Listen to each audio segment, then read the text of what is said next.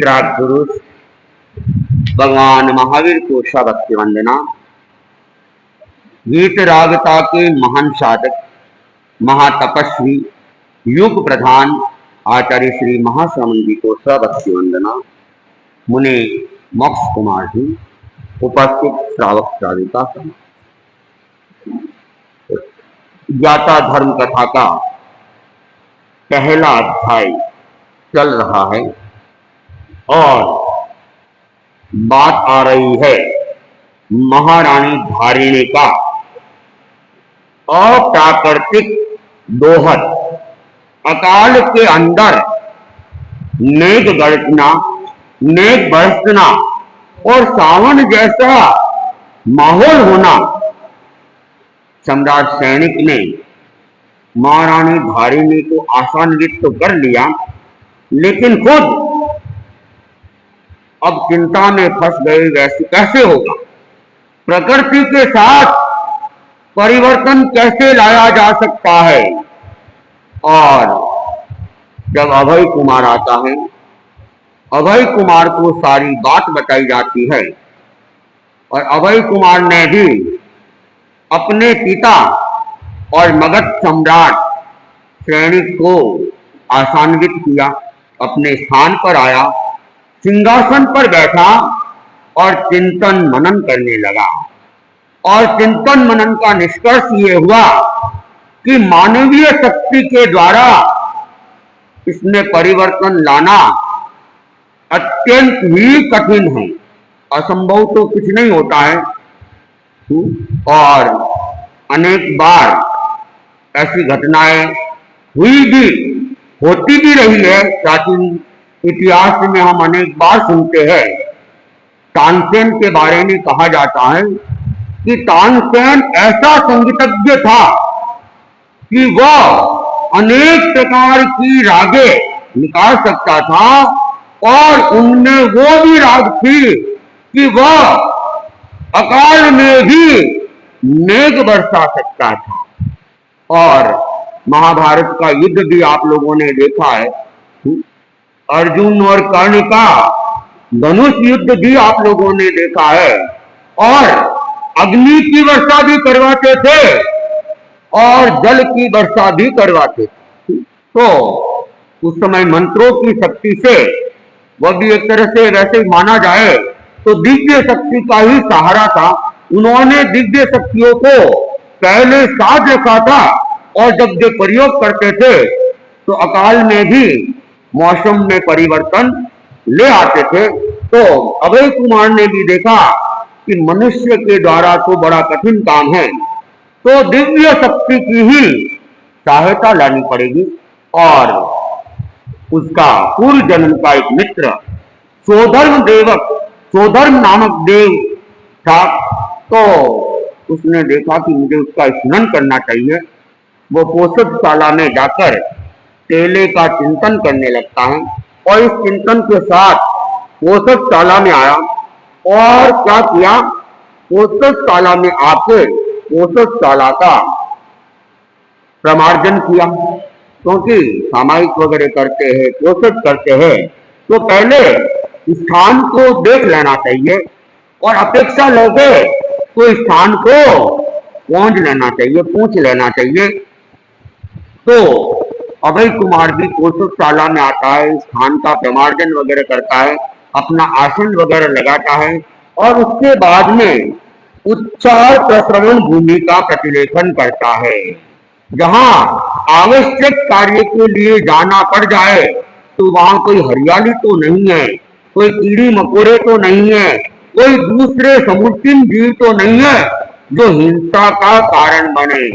तो उसने क्या किया, उच्चार प्रश्रवण भूमि को भी देखा और आके उसका जो एक आसन था उस आसन पे वो बैठता है और उसके बाद वो अष्टम भक्त को स्वीकार करता है, तेले की तपस्या को स्वीकार करता है और साथ में पोषद व्रत को भी स्वीकार कर लेता है। और उसके बाद वह पोषद की पालना करते करते अपना जो पूर्ण सांगठिक देह है उसको मानसिक रूप से उसके साथ तादात्म्य संबंध स्थापित करने का वह प्रयत्न कर रहा है, मन से उसका स्मरण कर रहा है, मन से उसका जप कर रहा है। तैणम तस् अभय कुमारस्य अक्षम भक्ते पैणम माणे पूर्व संगयस्य देवस्य आसनम चलई। कुमार अभय के अष्टम भक्त तप के परिणत होने पर उसके पूर्व सांगतिक देव का आसन प्रकंपित होता है। तैणम से पूर्व संगय सोहम तत्ववासी देवे आश्रम चलिए पासई पासिकता ओहिन पहुंच गई। पूर्व सांगतिक शोधन कल्पवासी देव ने अपने आसन को प्रकंपित होते देखकर अपने अवधि ज्ञान का प्रयोग किया। तैणम तस्य पूर्व संगयस्य देवस्य अरिमेयारूगे अजप्तिये चिंतिये पत्तिये मनोगये संकप्ते समुपजित्ता एवं खलु मम पूर्व संगये जम्बू दीवे दीवे भारे वासे दाहिनत्य भरे राय दिए नैरे कोसे सालाए कोसिए अभये नामम कुमारे अष्टम बत्तम पगनिता नम मम मनीषी प्रेमाणे मनसी करे माणे चित्तई तम सेयम खलु मम अभयस्य कुमारस्य अंत्ये पौभवित्ये एवं संप्रिये संप्रहिता उत्तर पूरत्तिमं ऋषि भागम अवक्यम अवक्तमित्ता देवुर्य समुद्धायनम समोहनन्नै समोहिता संकेतदायी जोई नाइन दंडम निसरहितम जहा रैनानम वैराणम वैरुल्याणम लोयक्षणानम मसार गल्लानम हंस गब्बाणम कुलगानम सौगंध्यानम जोई रसानम अंकानम अंजनानम रैनानम जायरुवानम अंजन कुलगानम फलिहानम वित्तानम अहाबायरे पोगले परिसाड़े परिसाड़ेता अहासूने पोगले परिबिन्नई परिबिन्नेता अभय कुमार अनुकंपमाणे देव उद्भजन्य बहुमान जाय सोगे तो विमानम कुंडयाणम रई मुक्ताओ धनियल गमनम सूर्य संजय गमन पयारो वागुन्य विमल कणद पयग वंडी सब उड़ुक्कु दाड़ो वंदनम निजो अनेक मणि कल्याण परहन परिमंडिये भक्त चित्तिये विधि उत्तक मनुगुण दणियाय तो पिंकलोलानम कुंडलुद्दल्ये वै गुण जनिये सोवरुगो। तो उस पूर्व सांगतिक देव के मन में इस प्रकार का आंतरिक सुचिंतित अभिलषित मनोगत संकल्प उत्पन्न हुआ।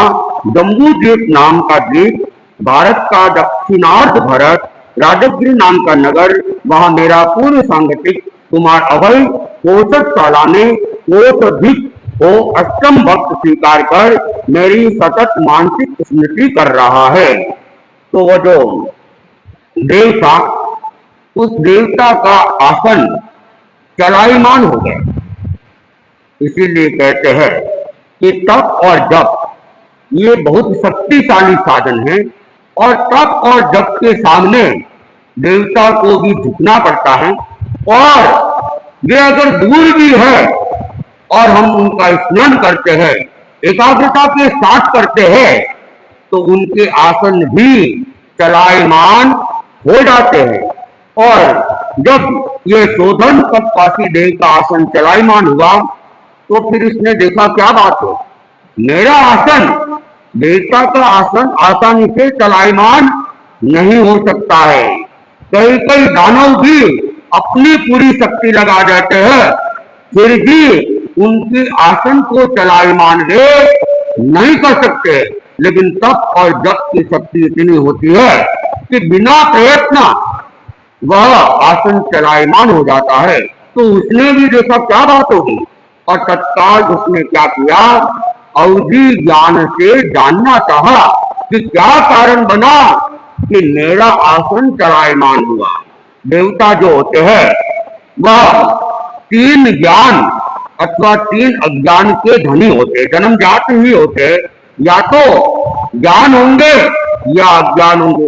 सम्यक की है तो ज्ञान होगा और मिथ्या की है तो अज्ञान होगा। तो देवता के पास में अवधि ज्ञान था, उसने जाना तो उसने देखा कि जम्बू द्वीप नाम का जो द्वीप है, क्योंकि दुनिया में बहुत सारे द्वीप हैं, तो उसमें एक द्वीप है जम्बू द्वीप। और जम्बू द्वीप में भी अनेक अनेक देश वगैरह है। तो उसमें भारत का दक्षिणार्ध भारत राजगिरी नाम का नगर, तो एक तो जम्बू द्वीप के अंदर भरत क्षेत्र भी है, दक्षिण भरत क्षेत्र जो हमारा क्षेत्र है, उत्तर भरत क्षेत्र भी है, महावीर क्षेत्र भी है इस जम्बू द्वीप के अंदर। हाँ, तो ये देव अवधि ज्ञान से देख रहा है दक्षिण भरत क्षेत्र के अंदर भारत नामक देश में और राजगिरी नगर के अंदर मेरा क्या है पूर्व सांगतिक मित्र है कुमार अभय, वो पोषकशाला के अंदर पोषक कर रहा है और उसने अष्टम भक्त किया है और वह मेरी क्या कर रहा है सतत मानसिक स्मृति कर रहा है। अतः मेरे लिए चाहिए मैं कुमार अभय के सामने प्रकट हूं। उसने ऐसी संप्रेक्षा कर ईशान कौरी की ओर आया। वह आकर व्यक्तिय समुद्रात से समवत होकर उसने संशय योजन के एक दंड का निर्माण किया।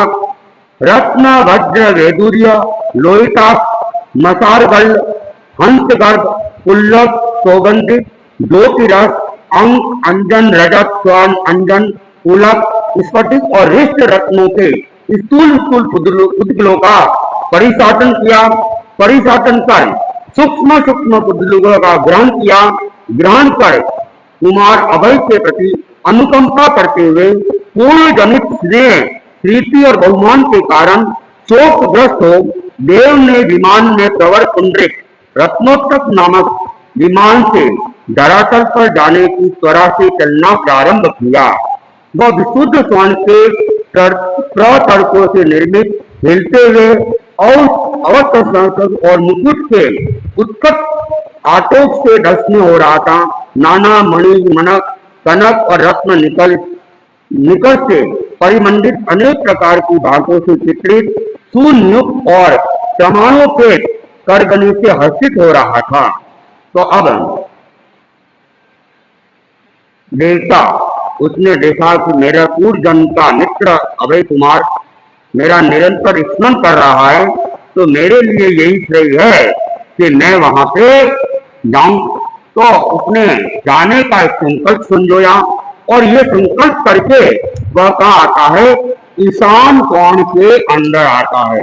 और ईशान कोण के अंदर आके ईशान कोण में आकर वह क्या करता है व्यक्रिय समुद्घात करता है।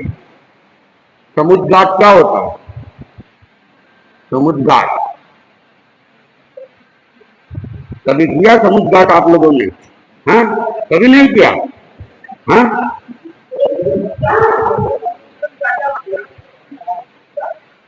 वो तो केवलियों के लिए, सदमस्तों के लिए।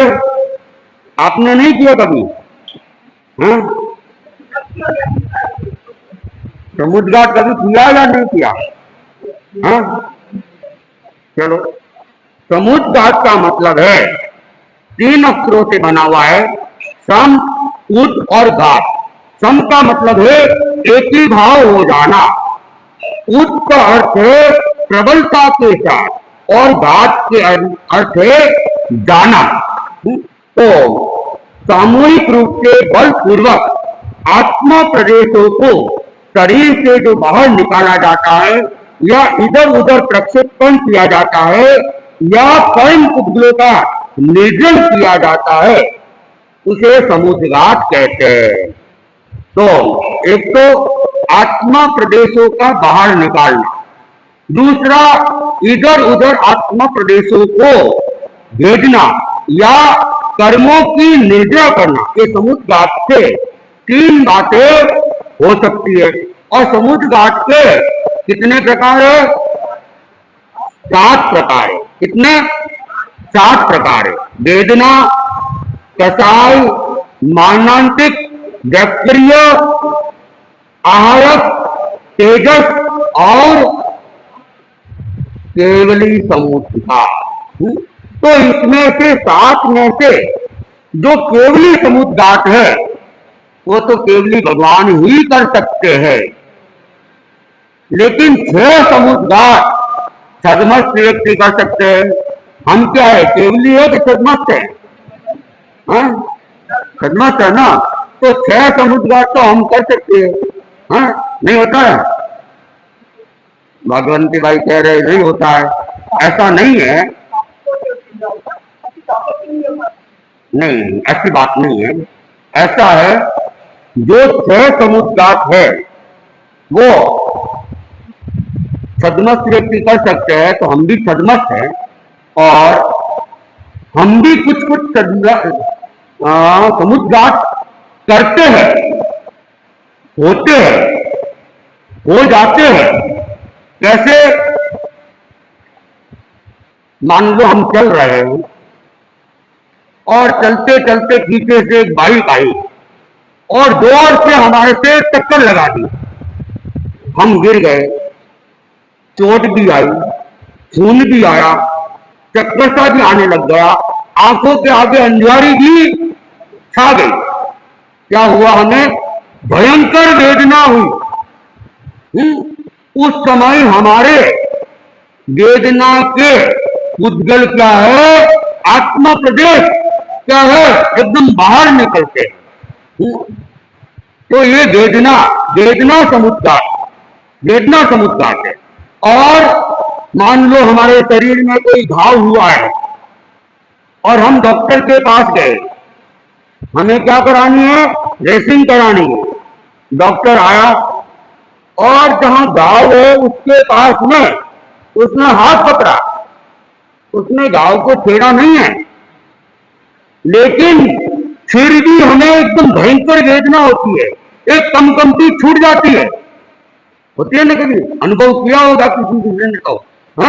जब घाव हो जाता है और घाव के ऊपर तो हाथ भी नहीं लगाया, हाथ लगाते हैं तब तो होती ही है, लेकिन हाथ लगाने से पहले भी व्यक्ति की कंपी छूट जाती है।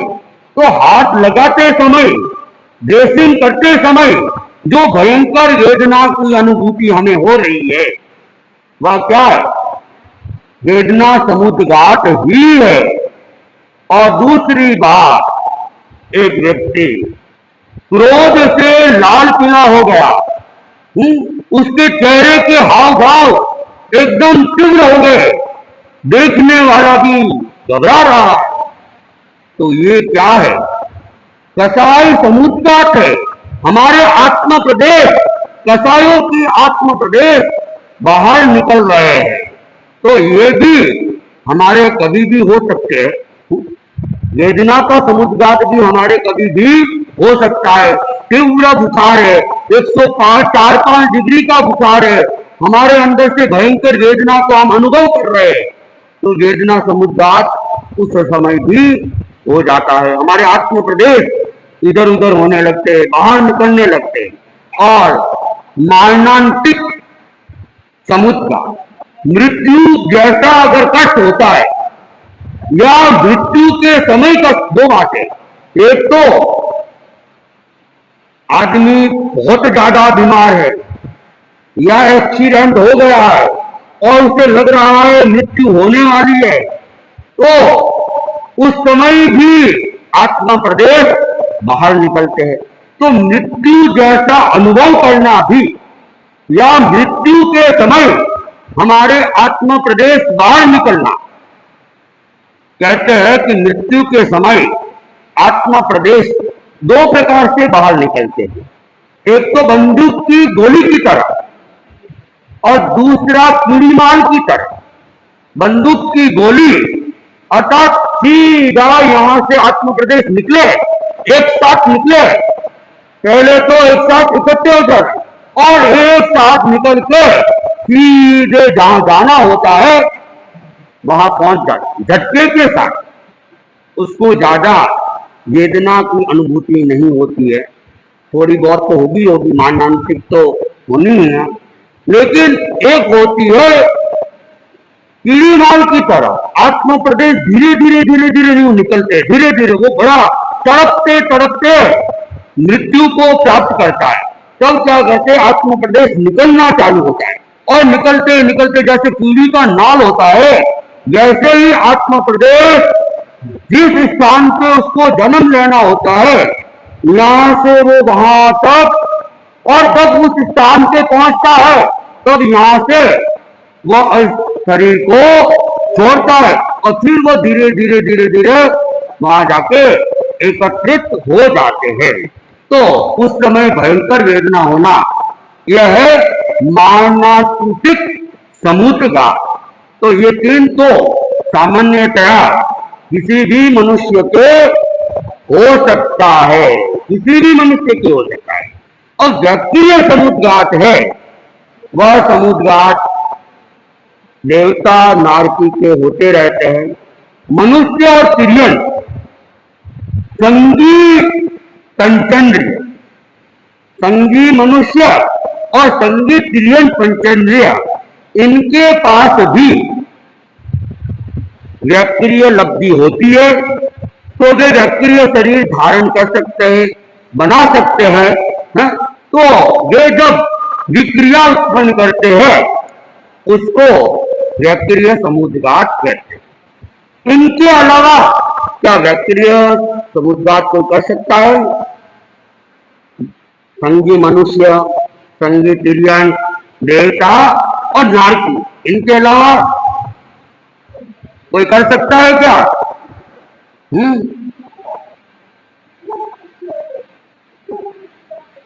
व्यक्तिय तीर्थंकर भगवान तो करते ही नहीं है, केवली भगवान भी करते नहीं है, हो जाता है, लेकिन वो केवली समुद्रघात होता है। व्यक्तिय समुद्रघात की बात मैं कर रहा हूं। संगी मनुष्य, संगी तिर्यन, देवता, नारकी के अलावा वायुकाय के अंदर व्यक्तिय समुद्रघात, वो कहते हैं ना भूताला आता है, चक्रवात आता है, तब वहां विक्रिया उत्पन्न होती है, तो वह भी व्यक्तिय समुद्रघात का एक रूप है, क्योंकि तो उसमें भी आत्मा प्रदेश उनके पूरे तितर बितर हो जाते हैं। तो अभी देवता ईशान दिशा में आया है और अब व्यक्तिय बाकी आर्य समुद्रघात और केवली समुद्रघात में उसकी चर्चा या आपको संभव हुआ तो कल करने का खदमत तो है ना साथी। हाँ, तो इनकी चर्चा ये भी बहुत महत्वपूर्ण समुद्रघात है। आर्य समुद्रघात भी बहुत महत्वपूर्ण है और आर्य समुद्रघात जो कि हर कोई तो कर ही नहीं सकता है, लेकिन जिस रूप में होता है आज से 100-200 वर्षों पहले अगर किसी को सुनाते थे कि आर्य समुद्रघात ऐसा होता है तो लोग यही कहते होंगे कि जैन धर्म के अंदर गप्पोड़े भरे हुए। लेकिन आज विज्ञान का युग है और विज्ञान ने जो जो किया है उसको देख के लगता है कि आर्य समुद्रघात की जो प्रक्रिया है ये तो बहुत साधारण प्रक्रिया हो सकती है। कल भी दोपहर को तत्व ज्ञान की क्लास चल रही थी और जैन धर्म वैज्ञानिक क्यों है, कौन कौन से सूत्र ज्ञान आगमों में भरे पड़े हैं और वर्तमान विज्ञान उस पे काम करता जा रहा है और वर्तमान विज्ञान ने उन सूत्रों को कैसे यांत्रिक रूप में प्रस्तुत किया है इसकी मैंने चर्चा की थी। तो उसमें तो बहुत सारी चर्चा की थी। कल मैं संभवतया इस व्यक्तिय शरीर के साथ आहारक का योग और आहारक लब्धि और केवली समुद्रघात की थोड़ी चर्चा करने का प्रयत्न करूंगा। समय होता जा रहा है और जनक कुमार भी कई दिनों से रुका हुआ है, तो आज थोड़ा जनक कुमार को भी गति दे देते हैं कि नरेंद्र जी सुराणा जिनके आस की तपस्या है, तो उनकी भी तपस्या का प्रत्याख्यान और अनुमोदना भी हमें करनी है।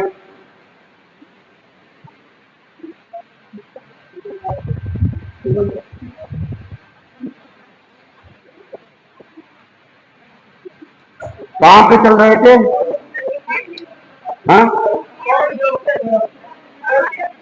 हाँ, द्वीप में। हाँ, सोना तो सबको याद रह जाता है। हाँ, तो वह धनत कुमार, वो उसको भारत पक्षी ने द्वीप में छोड़ दिया था। भूखा प्यासा भी था, फिर फलों से उन्होंने अपनी इच्छा पूरी की, भोजन किया, कुआ मिल गया, मीठा पानी मिल गया, प्यास भी बुझा ली, और रात को उसने वह चकमक के पत्थर से अग्नि उत्पन्न करके, अग्नि के पास में, क्योंकि ठंड का मौसम था, ठंड लग रही थी, और उस अग्नि के कारण से वो जो मिट्टी थी, स्वर्णद्वीप की मिट्टी थी, तो सोना चमकने लग गया। और जैसे ही सोना चमका, जनक कुमार तो वैसे ही बुद्धिमान था, चतुर व्यक्ति था, समझदार व्यक्ति था, और अनेक कलाओं का पारखी था, और वह समझ गया हो न हो मैं कहाँ आ गया हूँ, स्वर्णद्वीप में आ गया हूँ। तो अब उसने देखा कि चलो अपना भाग्य अपने को अच्छी जगह ले आया है, तो स्वर्णद्वीप है, तो यहाँ तो जितना चाहे सोना पाया जा सकता है, बिना व्यापार किए ही सोना ही सोना मिल जाएगा। तो जनक कुमार अब वो आग जलाता है, मिट्टी को सोना बनाता है, और उसे क्या करता है, आकार देने लगता है।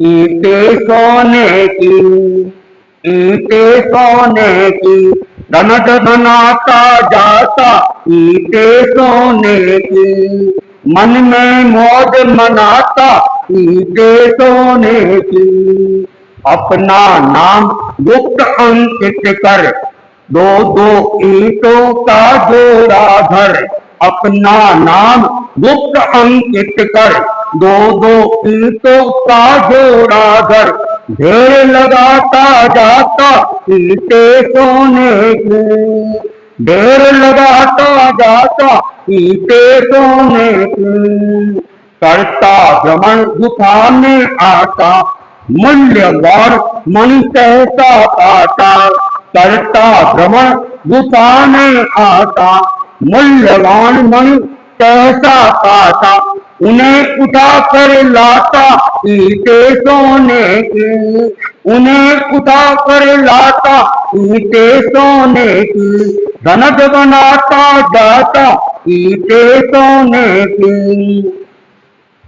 सोच रहा यदि साथ न पाऊं, इन सबको लेकर घर जाऊं, सोच रहा यदि साथ न पाऊं, इन सबको लेकर घर जाऊं, तट पर प्रतिदिन जाता ईंटे सोने की, तट पर प्रतिदिन जाता ईंटे सोने की, धनक बनाता जाता ईंटे सोने की, मन में मौज मनाता ईंटे सोने की। अब जनक कुमार प्रफुल्लित हो गया, प्रसन्नचित्त हो गया कि स्वर्ण नगरी मिल गई है, और सोना तो किसी को भी मिल जाए मन में खुशियां खा जाती है। अकिंचन व्यक्ति के लिए सोने का कोई मूल्य नहीं होता है, लेकिन जो गृहस्थ है उनके लिए तो सोना बड़ा मूल्यवान है, और महिलाओं के लिए तो और ज्यादा मूल्यवान है। तो सोना मिल जाता है तो कहते हैं भले ही फिर भोजन न भी मिले, 8 दिन भी भूखा रहना हो, तो सोने के लिए तो रह जाए, अठाई करने के लिए तो रहे न रहे, लेकिन अगर धनमान मिलता हो तो भोजन भूख प्यास सारी की सारी दूर हो जाती है। और आप लोग देखते ही, हमारे भाइयों को भी देखते हो, जब वे अपनी दुकान के ऊपर जाते हैं और ग्राहकों को संभालते हैं, तो सुबह से शाम तक भूखे कुछ भी खाया पिया नहीं है, लेकिन खाना पीना याद आता ही नहीं है। जब तक ग्रस्त ग्राहक है, ध्यान सारा ग्राहक में ही रहता है। जब ग्राहक जाते हैं तब तो याद आता है, अरे खाना खाना तो बाकी है। 3:30 बज जाते हैं, 4 बज जाते हैं, तब भी उनको भूख नहीं सताती है। और उपवास कर ले, 1 घंटा बीता है, 2 घंटा बीता है, इस प्रकार घड़ी देखते रहते हैं। हाँ? तो धनक को भी क्या दिख गया, स्वर्ण नगरी मिल गई। और स्वर्ण नगरी में तो धन की कोई कमी नहीं थी, तो उसको बड़ी प्रसन्नता हुई। और धनक कुमार क्या है, उसने जो अध्ययन किया था, अनेक अनेक कलाओं को सीखा था, तो वह सोना बनाना भी जानता था और सोने को आकार देना भी जानता था। तो उसने अब क्या किया, सोनों की ईंटें बनाना चालू किया। जो सोने के वो तो रेत कण था, और रेत कण को तो कैसे ले जाए, बोरिया उसके पास वहां थी नहीं। तो उसने क्या किया कि वो अग्नि जलाता, मिट्टी को सोना बनाता, और फिर उसको सोने को ईंट का आकार देता, और ईंट के एक तरफ अपना नाम लिखता धनक, और फिर क्या करता, 2 ईंटें लेता और जो नाम वाला हिस्सा है वो अंदर की तरफ डाल देता, और उसको वह कारी लगा देता, उसको ज्वाइंट कर लेता। तो इस प्रकार धनक कुमार अपना नाम भी अंकित करता जा रहा है, ईंटें बनाता जा रहा है, ईंटों को जोड़ा बनाता, और इस प्रकार वो ढेर लगाता जा रहा है। और जब थोड़ा थक जाता तो वो इधर उधर क्या करता, भ्रमण करता। तो एक बार वह भ्रमण कर रहा था, और करते करते एक गुफा के अंदर चला गया। एक गुफा उसको दिखाई दी, दूर कहीं होगी, तो वो गुफा में जाता है, तो उसका भाग्य वहां भी चमक उठता है। एक मूल्यवान मणि उसको वहां पे दिखाई देती है। तो वह मूल्यवान मणि वैसे तो किसी की थी नहीं, बहुत धन शून्य नगर था, कोई हो तो मूल्य मणि किसी की हो सकती है। तो धन शून्य नगर में तो मणि किसी की थी नहीं, कोई छोड़ के चला गया होगा, कोई आया होगा। तो उस मूल्यवान मणि को धनक कुमार क्या करता है, अपने पास में रख लेता है, और जब जब समय मिलता है दिन में वह ईंटें बनाता है, फल खाता है, पानी पीता है, सो जाता है, या इधर उधर घूम ले। और एक लंबा चौड़ा उसने ईंटों का ढेर लगा दिया, और वो सोच रहा है कि कोई अगर आता हो इधर द्वीप के ऊपर, कोई जहाज आ जाए, तो मैं भी क्या है उस जहाज पर बैठ के अपने नगर में चला जाऊं। तो वो रोज तट के ऊपर आता है, कोई जहाज आया या नहीं आया, जहाज आया या नहीं आया। लेकिन जहाज कोई रोज तो आते नहीं, कोई वर्ष में 1 बार 2 बार उधर आ जाते थे। तो अब धनक कुमार का एक क्रम था कि अपने को रोज तट पे जाना है, देखना है, क्योंकि कोई भी जहाज आएगा तो यहाँ थोड़े दिन विश्राम भी करेगा, क्योंकि समुद्र की यात्रा काफी लंबी होती है। तो जहाँ द्वीप मिल जाता है तो व्यक्ति थोड़े दिन उतर के वहां विश्राम वगैरह भी कर लेते हैं, फल फूल वगैरह भी इकट्ठे भी कर लेते हैं, खा भी लेते हैं, और बाहर की हवा का भी थोड़ा आनंद ले लेते हैं। तो धनक कुमार अब किसी के आने का इंतजार भी कर रहा है, अब कोई आता है नहीं आता है, या धनक कुमार के साथ क्या होता है, हम वर्णन आगे सुनेंगे। आज भाई नरेंद्र जी सुराना, इन्होंने बड़ी हिम्मत की है और 8 दिन की तपस्या की है। तो तेरापन सभा के द्वारा उनकी अनुमोदना का जो कार्यक्रम रखा गया है, तो अनुमोदना हम लोग भी उनकी उसके साथ में कर लेते हैं। नमन। परम पूज्य परम पावन आचार्य प्रवर के चरणों में कोटिसा नमन। मुनि विष्णु कुमार जी स्वामी के चरणों में कोटिसा नमन। उपस्थित धर्म के लिए तेरी उम्र बीती जाए बंदे, जप ले प्रभु का नाम, जप ले नाम बन निष्पाप, पाए शिव सुख मुक्ति धाम। तेरी उम्र बीती जाए बंदे, जप ले प्रभु का नाम। ये जग सपना कोई न अपना, क्यों इसमें मुरझाए, क्यों इसमें मुरझाए। अमर न रहना आखिर मरना, क्यों ना मन समझाए, क्यों ना मन समझाए, अंतर ध्यान कर पहचान, जागृत रहे आँखों यान। तेरी उम्र बीती जाए बंदे, जप ले प्रभु का नाम। एक सांस का नहीं भरोसा, फिर क्यों अब फिर कैसा अभिमान है। बंधन को बंधन ना समझे, यही बड़ा अज्ञान है। कर ले ज्ञान रख ले शान, पाएगा सच्चा विश्राम। तेरी उम्र बीती जाए बंदे, जप ले प्रभु का नाम।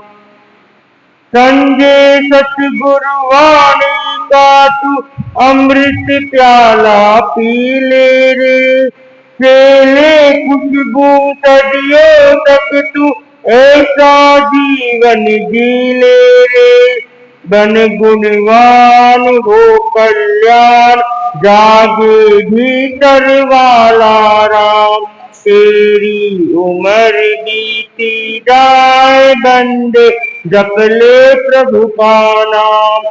जप ले नाम बन निष्काम, पाए शिव सुख सुख मुक्ति धाम। तेरी उम्र बीती जाए बंदे, जप ले प्रभु का नाम, जप ले प्रभु का नाम।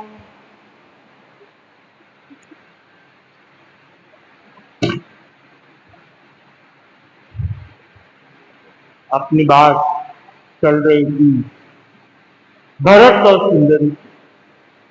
भरत कल्पना में डूब जाता है और सुंदरी ऋषभ की पुत्री होती है।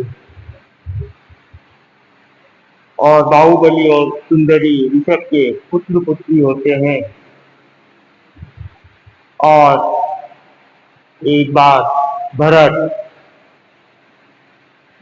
सुंदरी को बुलाता है और उसे कहता है, मैं तुमसे शादी करना चाहता हूँ।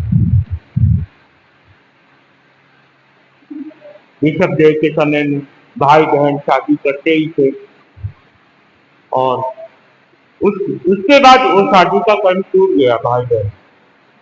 तो ये कह देता है, मेरे को भी तुमसे शादी करनी है। वो एकदम से चौंक जाती है सुंदरी और कोई जवाब नहीं देती है। उसके मन में एक सवाल रहता है, मैंने तो अखंड ब्रह्मचारी का निर्णय लिया है और मैं शादी कैसे करूं। और मैं भाई को मना भी नहीं कर सकती, भाई का मन भी दुखा नहीं सकती। मैं तो इस जंजल में फंस गई हूँ, ना तो मना कर सकती हूँ और एक तरफ मेरे को ब्रह्मचर्य का पालन करना। भरत सुंदरी को कहता है, देखो शादी आप मेरे से शादी कर लो और उसके बाद में दीर्घ विजय के लिए जाना चाहता हूँ। तो सुंदरी उसे कहती है, भैया मुझे कुछ समय चाहिए सोचने की। तब मना नहीं करता, भैया ठीक है, लेकिन समय निर्धारित नहीं करते हैं कि कितना समय दूंगा या कितने महीने कितने साल, ये निर्धारित नहीं करते। कुछ दिन बाद वापस भरत सुंदरी को पूछता है, मैंने जो प्रस्ताव दिया था क्या हुआ। तो सुंदरी कहती है, भैया मैं दीक्षा लेना चाहती हूँ। ये सुनते ही भरत क्रोधित हो उठता है, गुस्से में आ जाता है कि ये क्या बात कर रहे थे, मैं तो शादी की बात कर रहा हूँ, तुम दीक्षा की बात कर रहे हो। कौन सी दीक्षा, कैसी दीक्षा, कोई दीक्षा नहीं है। जिसे ही ये बात हुई कि दीक्षा लेना इतना आसान काम नहीं है, दीक्षा बहुत कठिन काम है, उसको समझाया जाता है, लेकिन उसके मन में तो बस तो दीक्षा की भावना किस तरह से भरी हुई थी, उसको और कुछ नहीं दिख रहा था। उसे उसके मन में ऐसी भावना थी कि मैं भैया को भी नाराज नहीं करूं और मेरा भी काम हो जाए। भरत को समझाया जाता है सुंदरी की तरफ से कि भैया, जैसे दीदी ने दीक्षा ली है, मैं भी दीक्षा लेना चाहती हूँ और मैं भी संयम पालना चाहती हूँ। मेरा शादी करने का कोई मन नहीं। तो भैया फिर उसके ऊपर टूट पड़ता है, अपनी बात रखता है। अरे थोड़ा सोचो, तुम किसकी रानी बनने जा रही हो, किसकी पटरानी बनने जा रही हो? मैं चक्रवर्ती बनने वाला हूँ, इस 6 खंड का राजा बनने वाला हूँ और तुम 6 खंड की पटरानी कहलाओगी। और तुम्हारा इतना मान सम्मान होगा कि जब पटरानी होगी तो तुम्हारा कितना मान सम्मान होगा। वो दीक्षा लोगी तो क्या करोगी वहां पे? इतनी तकलीफें देखनी, वहां पे दुख देखना। भरत अपनी बात रखता है, फिर भी सुंदरी कहती है, नहीं भैया, मेरा विचार अभी तक तो कोई शादी का नहीं। और वो देखती है भैया को भी नाराज नहीं करना है, कोई तो उपाय ढूंढना पड़ेगा मेरे को कि मेरा भी काम हो जाए और भैया भी नाराज नहीं। फिर दोनों के बीच में वार्तालाप होती है, फिर भी सुंदरी अपने निश्चय जिद पर रहती है कि मेरे को दीक्षा ही लेनी है, कुछ भी हो जाए। भरत कहता है, मैं अभी तो दिल विजय के लिए जा रहा हूं, तुम अच्छी तरह से सोचना कि शादी करनी है या दीक्षा लेनी है। मैं अभी जा रहा हूँ, सेना मेरा इंतजार कर रही है, मेरे पास अभी सोचने का समय नहीं है और वार्तालाप करने की समय नहीं है, तुम अच्छी तरह से सोचो। एक एक के वहां से भरत चला जाता है। भरत के मन में बहुत से प्रश्न होते हैं, मन हलचल होता है कि ये सुंदरी क्या बात कर रही है, मैंने तो शादी का प्रस्ताव रखा है, लेकिन ये तो और कुछ बात दीक्षा की बात कर रही है। जब सुंदरी अब विचार में बैठ जाती है, क्या करूं, कैसे करूं और भैया को भी नाराज नहीं करूं और मेरा भी काम हो, तो उसके मन में विचार आता है, जैसे मेरी दादी ने वो मोक्ष पधार गई, उसके बाद मेरी बड़ी बहन ने भी दीक्षा ले ली, तो मैं भी दीक्षा लूं।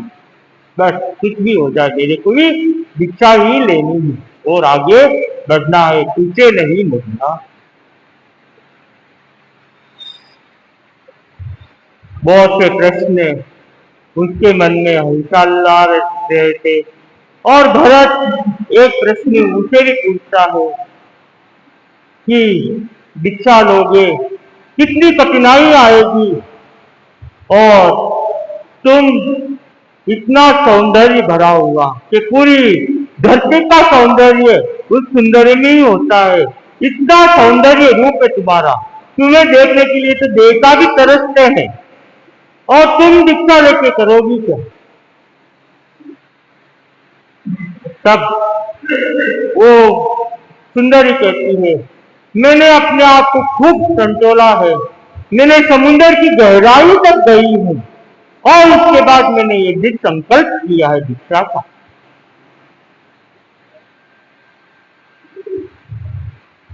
कि एक पौधा लगता है, जब वो बड़ा होता है उसकी जड़ें इतनी फैल जाती है, वैसे मैंने भी अपने वैराग्य को इतना फैला दिया है और उस पेड़ की तरह मैं भी एकदम पक्की हो गई हूँ।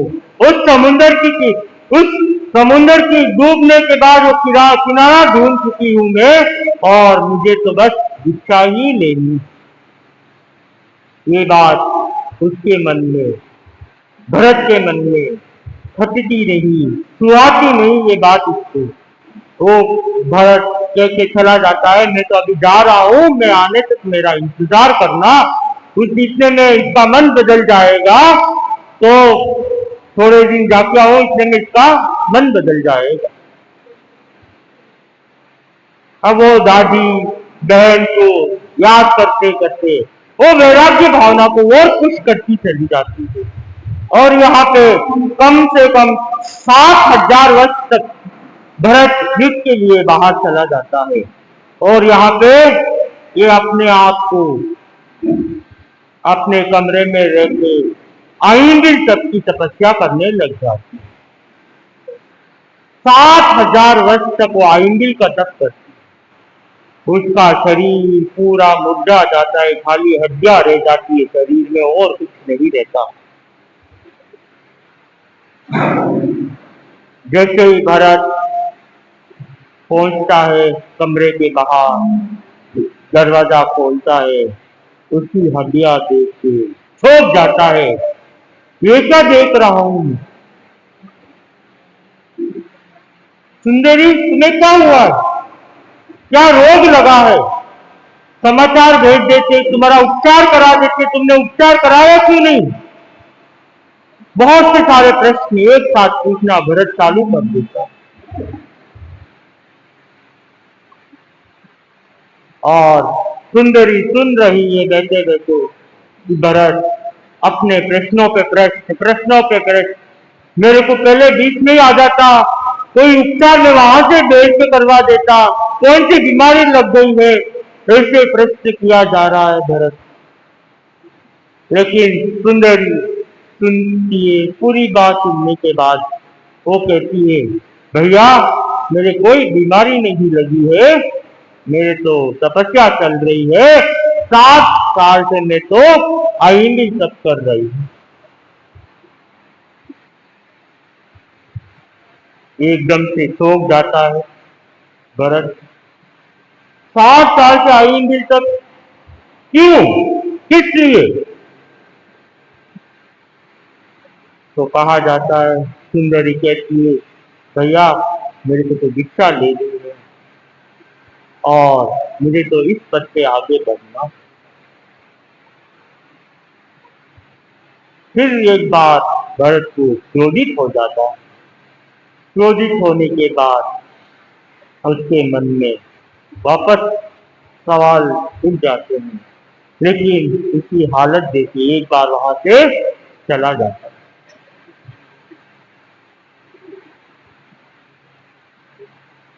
फिर भरत उसके सामने बात रखता है, मैं दिल विजय बन के आया हूं, और मैं इतने 7 साल तक युद्ध, पूरी युद्ध करके सब जगह जीत के आया हूं, और अब तुम मेरे साथ शादी कर लो और तुम पटरानी बन जाओ। लेकिन उसके मन में वो भावना नहीं है, उसके मन में तो दिल हिस्सा लेने की भावना है। जब मन में वैराग्य की भावना जगती है, संसार का कोई अच्छा नहीं लगता। आज की दुनिया में भी कितने कितने वैरागी बनते हैं। आज की दुनिया तो पहले से भी कितनी आगे बढ़ चुकी है।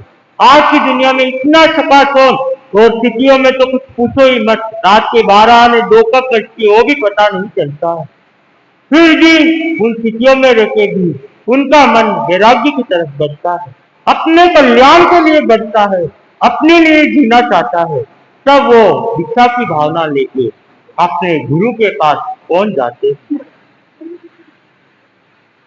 और उधर सुंदरी भी अपनी बात वहां रखती है कि मेरे को भी आज्ञा दे दो, और मैं भी दीक्षा लेना चाहती हूँ। अब भरत के सामने दुविधा खड़ी हो जाती है। मैं सब कुछ छोड़ के मैं सुंदरी के पीछे लगा हूँ, लेकिन सुंदरी तो कुछ और ही दिशा में जा रही है। अब इसका क्या करे, वो उसकी चिंता में लग जाता है।